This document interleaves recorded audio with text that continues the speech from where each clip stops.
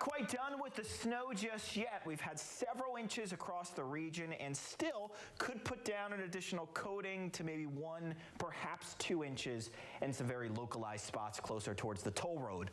Gusty winds for the next couple of days, and temperatures tonight will be at their coldest, falling on back into the low 20s before we start our upward climb. Speaking of cold temperatures, check out the ones we're experiencing right now. Upper 20s to low 30s across northern Indiana. You factor in a wind that is gusting 20 to 25 miles an hour, and it feels more like the low 20s, even Warsaw feeling like 19. 21 is what it feels like in Fort Wayne, 20 Hartford to Marion.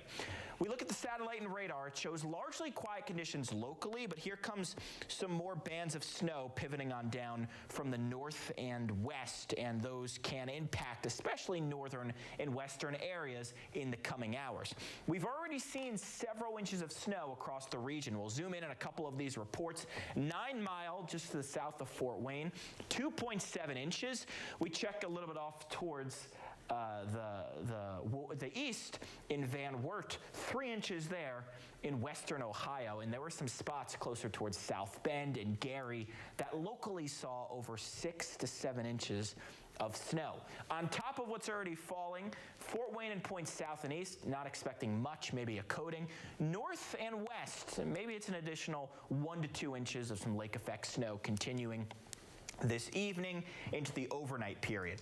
Once we get late, closer to daybreak, I think that threat should subside. There's another system that's going to pivot through during the day tomorrow. As temperatures warm, I'm not expecting any accumulation, but there may be a passing light rain or snow shower as we get into the afternoon.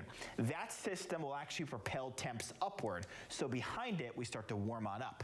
Tomorrow night, we're only falling on back to right around 30 degrees, and that will help us on Wednesday get back up close to 50, if not some spots into the 50s. So after a cold few days, it is a quick warm-up. Winds stay gusty overnight tonight, 30 to 35 miles an hour at times into the day tomorrow.